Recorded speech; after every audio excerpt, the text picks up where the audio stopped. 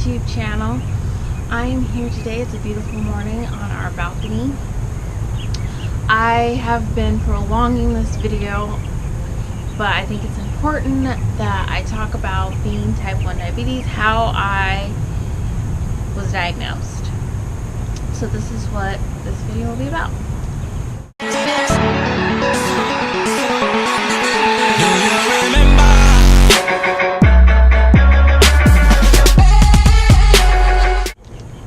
So I wrote down some of my notes so I don't ramble. I seem to do that. So let's just start and get into it. In 2014, I was about to graduate from the University of Arizona. I was a senior, and it was around April and May, and I started getting really sick. But I also was doing a lot of things. I was involved in a lot of things. So I was involved in Beta Alpha Psi. I was an accounting honorary. I was a member, and I was also crossing girls over in Delta Sigma Theta Sorority Incorporated. I was working in the football cafeteria kind of place on campus. I was doing a Mary Kay internship where we went to Colorado and presented and traveled and we do all this research. I was also in a traveling dance company, going to places in southern Arizona and traveling dance. And then I was taking 5 accounting classes, which my advisor told me that it was crazy to take that many classes. So I was busy. I had a planner, a great planner. I wrote on my blog how to have a planner that works for you when you're so busy. The blinds are distracting me. So I was really busy. So I thought, you know what? I'm tired because I have all these things I'm doing, and I wanted to get out of some of the things, but I just stayed committed, which hindsight, I should have been taking care of my health better, and said no to things to take care of myself, because I have to live with my body. So I was super thirsty. I was drinking water. I would drink a big thirst instantly. I could drink a lot of water. I thought it was stress. I was going to the bathroom a lot. I was really weak. There'd be days where I would just fall asleep, like to go take a nap, and then I wouldn't wake up till 5 or 6 hours later.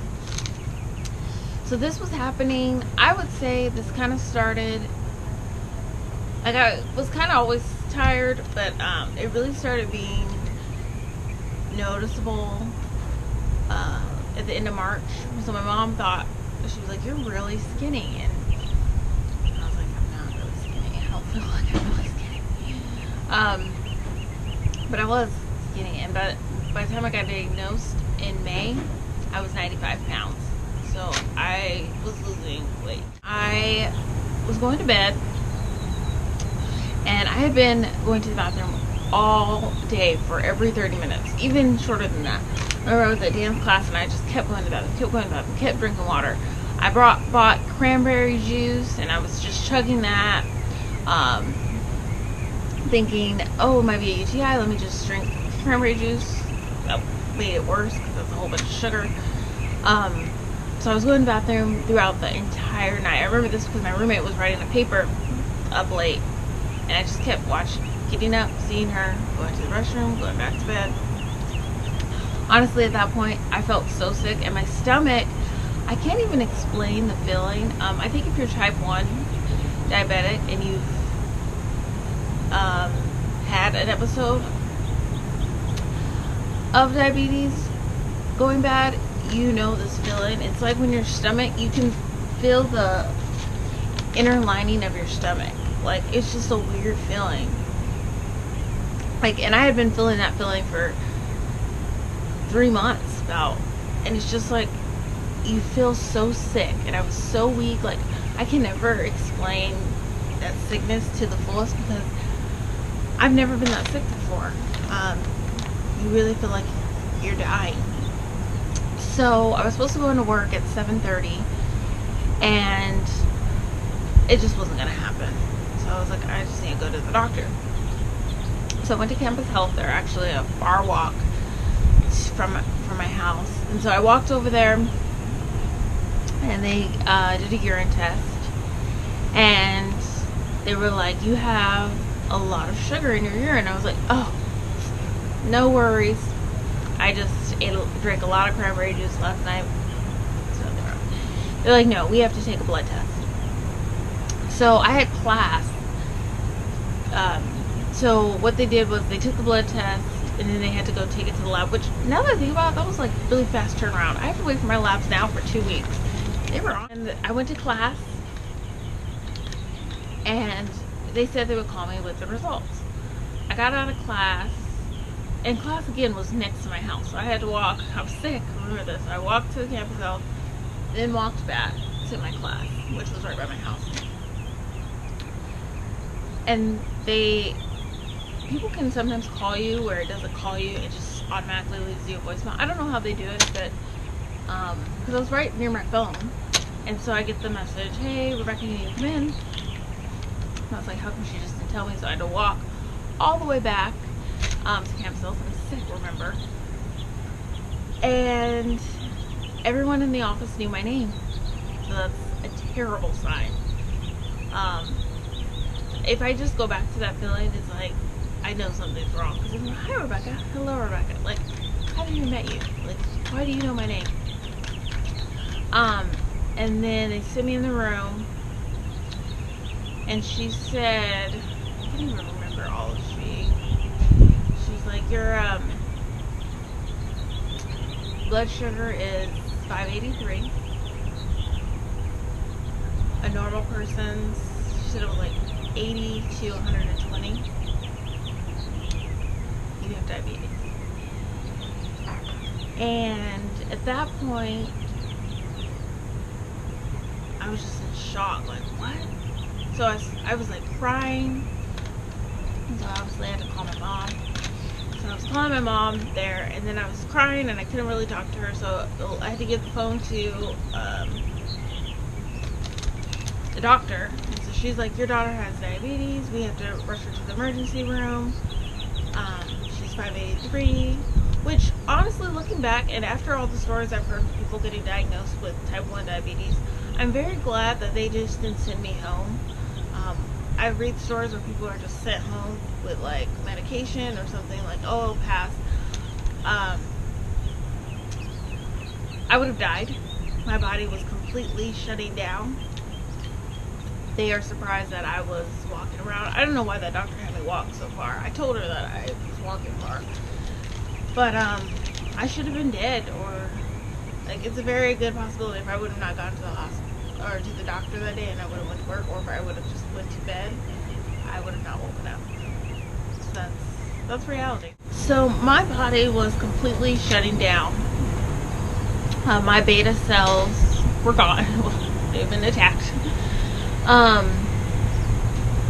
And then Justin and all this, we were long distance, and so I had been talking to him, before and then after, in between, waiting for the test. He's like, oh, nothing's wrong, you'll be fine. And I gave him the news. I couldn't get a hold of him actually afterwards. Okay, so I had to change cameras because the GoPro was out of battery. It's okay. I'm making it work. So where was I? Found out I was 583, needed to be rushed to the hospital. At that point, I wasn't walking to my house because I had been crying, blah, blah, blah. So my best friend, she had just gotten home. She was about to get in the shower. And I called her right before she got in the shower, which was great timing. I was like, hey, can you take my car and pick me up and take me to the hospital? And she's like, yeah, of course. And my mom said, okay, I'm driving to Tucson. My mom was in Mesa, Arizona. It's about an hour and a half drive. Obviously, Justin couldn't come out that quickly. He wound up coming 2 days, flying in 2 days after. Went to the hospital. My grandma was there, my mom. My mom brought my grandma. My 2 sorority sisters. And my best friend. Oh yeah. So we were there, and it's just a lot of waiting, honestly. And like, what's going on? Is it diabetes? Is it not? Like, at one point, I was like, well, is it diabetes? Like, is there hope that I don't have it? And they're like, no, it's diabetes. We just need to figure out what type. So it took forever. They actually, I left the hospital not knowing what type it is, but they were pretty sure it was type 1, which I am thankful that they do, because I do read a lot of stories where people go and they're like, oh, it must be type 2. And then they don't get the correct treatment and it gets worse. So, I mean, the doctors I was around, they knew. They couldn't definitely say, but so a nurse came in and she gave me my first. Actually, she made me do it, and I was like, I cried really hard. Um, but she made me give myself the insulin. I didn't want to, and I was like, I can't do this anymore. She was like, you have to. You have family, blah blah. And honestly, I don't think she was. She was trying to be like a motivational speaker. Like she thought I was going to be suicidal, but that's a huge. That's the biggest news I've ever gotten in my life. Like my whole life is about to change. Like they didn't say, oh, you're gonna have to take a pill once in a while. You're gonna have to take insulin once in a while. You're gonna have to take insulin every single day for every meal, even when you're not eating, for the rest of your life. What? Being 22 years old, like what? So I was not happy, obviously. I was crying, but I didn't want to hear it. So I think she thought I was like, oh, I'm not going to do it, blah, blah. I'm going to do it to stay alive, but I didn't want to do the first shot. Like, I hate needles. But I did it. And that began my life. And then we left the hospital.